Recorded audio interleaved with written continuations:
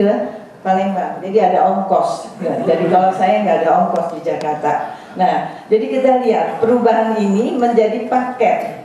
Nah, paket ini yang benar-benar memang harusnya dikelola oleh rumah sakit. Nanti Dr. Tonang mungkin akan lebih banyak bisa menceritakan di mana memang betul harus kita betul-betul paket ini kita efisiensi dan kita menghitung secara mungkin kami sangat mengajukan adanya remunerasi. Jadi kita lihat dari nanti indeks kinerjanya. Jadi memang betul dari fee for service, kebebasan seseorang yang profesional harus ikut kepada aturan-aturan yang berlaku saat ini. Dan memang terjadi, biasanya seorang yang profesional yang terkenal, jadi agak turun dari pendapatannya, tapi yang di bawah naik.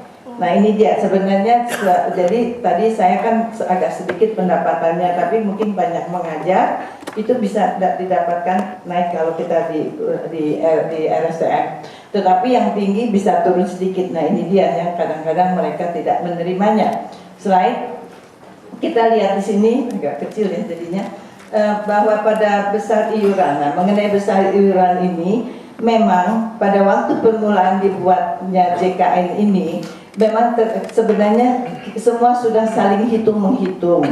Itu sampai ke pakar-pakar ikut menghitung. Sebenarnya dihitung bukan sebesar 19.225, tapi karena ditetapkan oleh Kementerian Keuangan, padahal yang dihitung oleh pernah dihitung sampai 24.000 sebenarnya, tapi diberikan 19.000, kemudian yang kelas 3 25, 42 dan 59. Ini kalau saya waktu itu belum ikut, tapi kalau saya lihat begini, ini artinya memang hanya asumsi dan kita tidak punya data yang real. Karena itu nggak bisa dihitung terlalu tepat. Sekarang sudah 2 tahun, sebenarnya data itu sudah ada. Kita sudah bisa mencoba mengira-ngira, menyesuaikan sebenarnya berapa sih biaya orang per orang ini untuk sakit.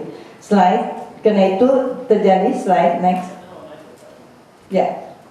Karena tentu terjadi kemarin mungkin agak ramai, terjadi perubahan-perubahan. Karena memang setelah hitung-menghitung, terjadilah kalau dihitung ini memang ada yang minusnya. Jadi artinya kita harus pasti ada kekurangannya. Ini yang terjadi sekarang, tetapi saya kira memang mau tidak mau kita coba jalankan. Tetapi kami dari Kementerian Kesehatan mencoba juga membantu untuk menggeser masyarakat itu kalau bisa promotif atau preventifnya, deteksi dininya ini betul-betul kita harus terapkan sehingga akan membantu BPJS sehingga tidak terlalu besar pengeluarannya. Contoh barangkali tadi kenapa saya ngotot tadi juga pergi ketemu dengan Menteri Kesehatan Arab Saudi. Nah, saya kan juga khawatir ya kalau di sana kan semua agak sedikit laki-laki semua Pak, nggak ada perempuannya kan Pak. Jadi saya ngadepin laki-laki semua itu. Nah, tapi berani mati aja Pak. Nah, itu bukannya apa-apa, ternyata positifnya banyak. Jadi mereka juga mengatakan kenapa orang Indonesia mengirim haji itu selalu usia tua. Ini contoh yang betul-betul terjadi sekarang. Kenapa tidak 50 tahun ke bawah? Lah, Anda mengeluarkan kuota sehingga kita menunggu agak lama sehingga akhirnya orang tua-tua ini yang menjadi yang pergi haji. Nah, tapi kan dia tahu orang tua ini pasti bawa penyakit. Itu yang dia tegur. Kenapa bawa-bawa penyakit ke sini? Ini juga menyusahkan kami, gitu. Tahun lalu betul, memang kita ada kira-kira 59 dengan cuci ginjal, hemodialisa. Itu harus dikirim ke rumah sakit. Nah itu memang sangat mengganggu. Dan akhirnya kita tahun lalu kami sudah mengeluarkan aturan setiap yang naik haji, list dari Kementerian Agama sudah ada, mereka harus memeriksakan kesehatannya. Saya selalu bilangnya 9 bulan sebelum naik haji, biar sama dengan melahirkan Bu, biar bidan jadi juga merasa kenapa sih 9 bulan ingat mau melahirkan 9 bulan pergi haji.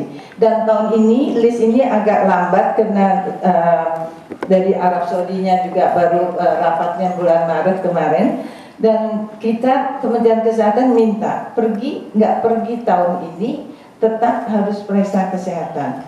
Jadi artinya siap-siap. Kalau nggak pergi kan tahun depan akan juga pergi dan akan menjadi sehat. Ternyata Posbindu kami menjadi ramai.